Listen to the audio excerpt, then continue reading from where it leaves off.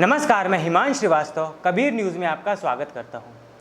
Corona महामारी पर सबके मन में यह सवाल उठता है, आखिर कितने दिनों तक यह सिलसिला चलने वाला है और कोरोना की दूसरी लहर कब तक खत्म होगी।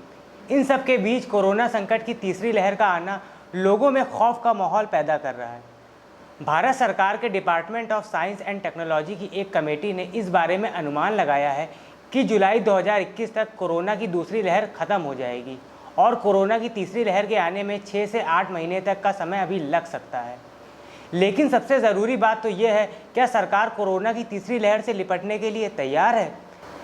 पैनल ने यह अनुमान सूत्र मॉडल के आधार पर दिया है। इस अनुमान के मुताबिक मई आखिर में देश में हर दिन कोरोना के 1.5 लाख मामले आएंगे और जून में यह आंकड़ा अंत तक 20,000 तक गिरेगा। मॉडल के अनुसार तमिलनाडु में 29 से 31 मई के बीच अपने चरम पर कोरोना होगा, जबकि पौंडीचेरी में 19 मई को अपने चरम पर होगा।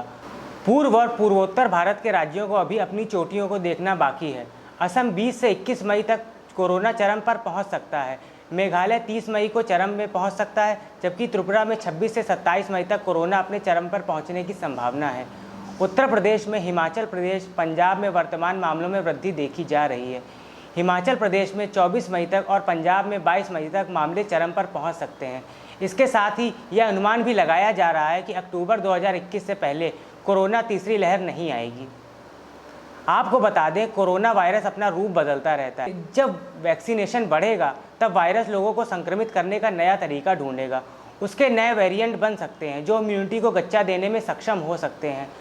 दूसरी लहर के दौरान ऐसा भी देखा जा चुका है, जिन लोगों में संक्रमण ठीक होने के बाद कोरोना के खिलाफ एंटीबॉडीज़ बने या फिर वैक्सीन लेने के बाद इम्यूनिटी डेवलप हुई, उन लोगों को भी वायरस अपना संक्रमण का शिकार बना रहा है। अब ऐसे में आपकी जिम्मेदारी बनती है खुद को सुरक्षित रखना।